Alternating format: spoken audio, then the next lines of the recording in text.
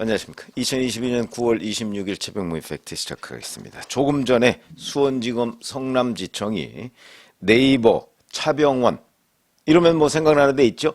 성남FC 그 구단에 후원금을 낸 기업의 사무실 등 10군데 정도를 압수수색하고 있다. 이런 뉴스가 있었습니다. 주빌리은행이라는 데도 별도로 압수수색을 벌이고 있는데, 이 주빌리은행은 성남FC와 함께 여러 가지 그 사업을 벌였던 곳입니다. 이곳도 압수수색을 하고 있다. 그런데 이게 9월 16일 날, 오늘이 26일 아닙니까? 그러니까 9월 16일 날 20여 곳, 성남FC, 성남시청, 두산건설 이런 데를 압수수색을 했었고요. 그 다음에 20일 날에는 서버 등 뭐 관련 자료를 확보하기 위해서 두산건설 본사를 압수수색했습니다.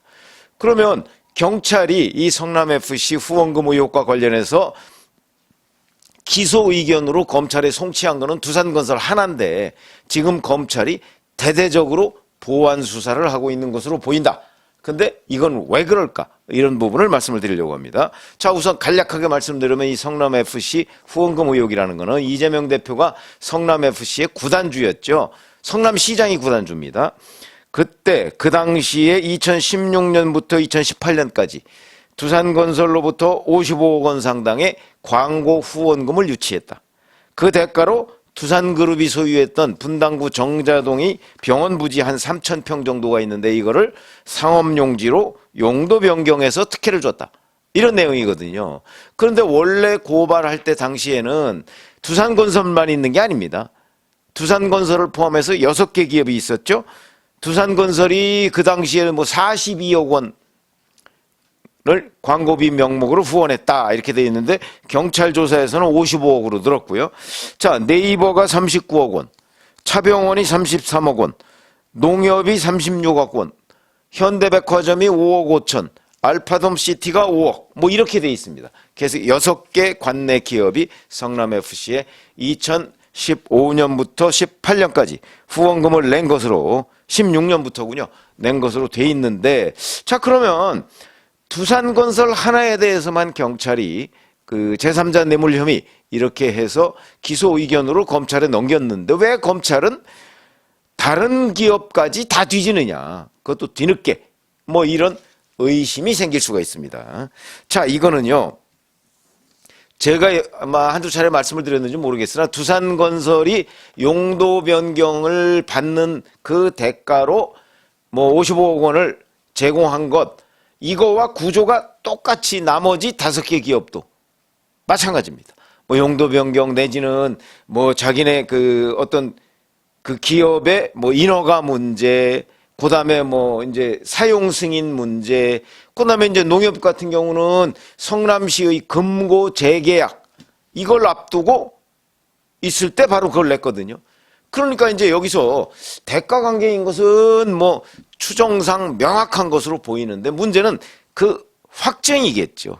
예를 들어서 농협이, 자, 우리가 성남시하고 금고 계약을 다시 해야 되는데, 다시 하면 우리가 보통의 이익이 얼마 정도 남으니까 이거를 그러면 성남시에 얼마 내겠습니다. 계약을 좀 다시 해 주시지요. 라는 게 예를 들어서 공문으로 왔다 갔다 했다든가, 누군가 이재명 성남시장과 그 얘기를 했다든가, 또는 뭐 성남시의 공무원 누군가가 그 얘기를 해서 성남시장의 결재를 받았다든가, 이런 뭐 문건이 있다든가 증언이 있으면 되는 거 아니겠습니까? 그러면 명백하게 대가 관계가 성립이 되죠. 이게 이제 제3자 뇌물. 왜냐하면 성남FC의 구단주가 이재명 성남시장이기 때문에 그렇습니다.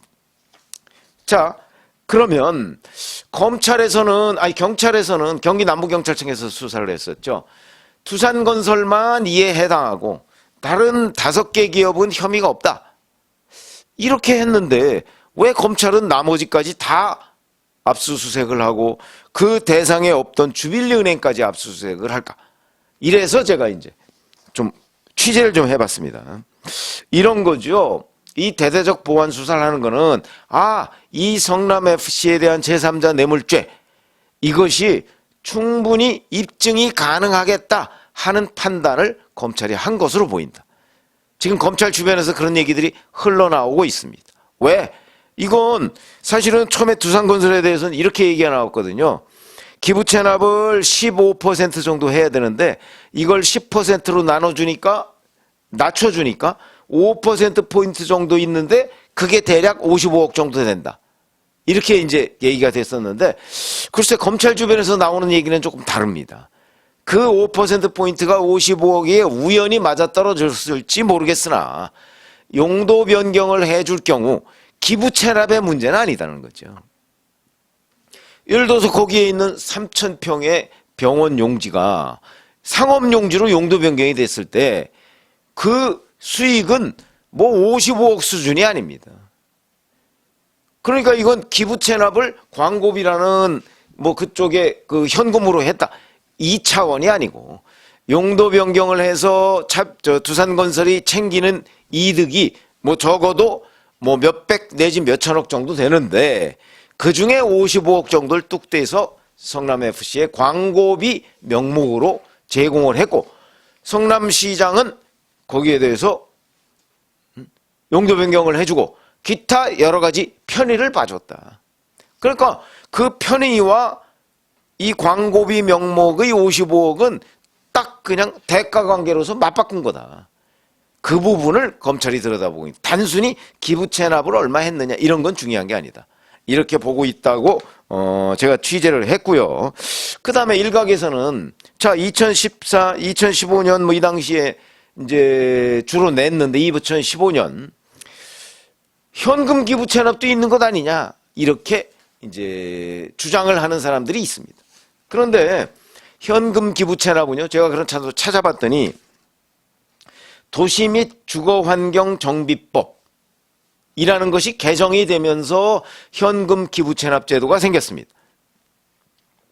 이게 개정돼서 시행된 게 국토부 차원에서 그러니까 정부, 중앙정부 차원에서 개정돼서 시행된 게 2016년 1월이고요.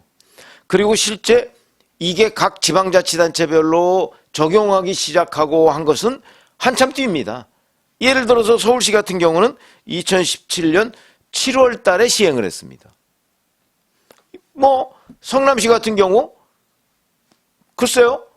최소한도 2016년 1월 이후였을 것이고 대략 뭐 2017년 초 뭐 또는 중반 이 정도부터 시행이 됐으니까 지금 얘기하는 현금 기부 체납 제도라는 걸로 빠져나가려고 하더라도 2017년 중반 이후라면 몰라도 그 이전에 받은 부분 이거는 현금 기부 체납 제도와 상관이 없다. 이렇게 보시면 되겠고요. 그러니까 두산건설로 받은 것 또는 딴 데로부터 받은 것들은 현금 기부 체납 제도가 생기기 전이다. 근데 저는 사실 이런 생각을 합니다. 기부 체납이라는 건 대개 이제 뭐 도로, 공원 뭐 이런 것들로 이제 그 예를 들어서 뭐 3,000평을 개발을 하다 보면 거기에 뭐 2,000평을 이제 아파트를 짓는다든가 뭐 건물을 짓고 1,000평 정도는 도로를 낸다든가 아니면 일부 소공원 같은 걸 만든다든가 해서 그거를 이제 성남시에다가 주고 뭐 서울시 같으면 서울시에다 주고 이걸 기부 체납이라고 하거든요. 그런데 이걸 토지나 뭐 주택이나 공원이나 SOC 이런 걸로 하지 않고 완전히 현찰박치기로 한다. 저는 이 제도는 그건 제3자 뇌물이나 아니면 실제 뇌물죄를 그냥 위장하기 위한 수단에 불과하다. 저는 그렇게 생각합니다. 현금이 오갔다. 현금이 오가면 거기에는 반드시 부스러기가 남게 마련입니다. 현금으로 예를 들어서 자, 뭐 100억을 기부 체납을 했다. 그럴 경우에 글쎄 한 10억 정도 뚝 떼서 공무원한테 줄 수도 있는 거 아닙니까? 왜냐하면 그 기부 체납을 현금으로 받느냐 안 받느냐 또는 그 업체에다가 해당 지역의 용도 변경을 해주느냐 안 해주느냐 이게 뭐 거의 공무원들의 전권이거든요. 두산건설의 그 병원 용지에 대한 용도 변경을 해주느냐 안 해주느냐 이건 당시 이재명 성남시장의 전권입니다.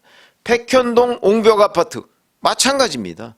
한국식품연구원 부지라는 것을 용도 변경을 4단계로 해주느냐 2단계로 해주느냐 안 해주느냐 이건 전적으로 이재명 성남시장한테 달려 있습니다. 그러니까 실제 2014년부터 한국식품연구원 부지에 대해서 용도 변경을 해달라고 하니까 당시 이재명 성남시가 계속해서 거부를 했고요. 그 다음에 국토부에서 요구할 때는 2단계 상향을 해달라고 했는데 이재명 성남시가 거부한 거 아닙니까? 안 된다. 그런데 이재명 성남시장의 2006년 선대본부장을 했던 김인섭 씨라는 사람이 시행업체에 들어가고 나서는 4단계 용도 변경이 된 거 아닙니까? 그럴 정도로 이재명 당시 성남시장이 누구든 간에 하여튼 시장이 전권을 가지고 있는 부분. 그런데 현찰로 기부 체납을 해도 된다? 글쎄요. 이거는 자칫 잘못하면 정말 어마어마한 비리를 국가가 공인해 주는 모양새가 된다. 그래서 저는 이거는 바람직하지 않다. 예를 들어서 자 거기에 도로를 뭐 500평을 기부 체납한다. 그럼 그건 일부 잘라서 공무원한테 뇌물로 줄 수 있는 건 아니지 않습니까? 현금은 다르다는 거죠. 그래서 저는 이 제도 자체에 대해서 찬성할 수가 없다는 입장이지만 어찌됐든 간에 2016년 1월 달에 근거법이 만들어졌고요. 대략 서울시는 2017년 7월, 다른 지역도 이 어간의 현금 기부 체납 제도가 시행이 됐다. 그러면 지금 얘기한 성남FC 이 후원금 의혹과 관련한 기부 체납, 현금 기부 체납은 적어도 본격적으로 그 두산건설이나 네이버 등이 내기 시작했던 이 시점에는 제도적으로 금지돼 있었다 하는 것들은 명확하고요. 그러니까 문제가 되는 거죠. 자, 여기서 하나 더. 최근에 용인시장이었던 국민의힘 정찬민 의원, 용인시 갑 국회의원입니다.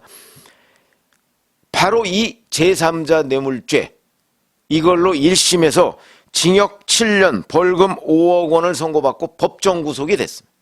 자, 이 구조를 한번 보시죠. 용인시장에 있던 2016년 4월 달에 기흥구 보라동에 주택건설을 추진하고 있는 시행사가 있었습니다.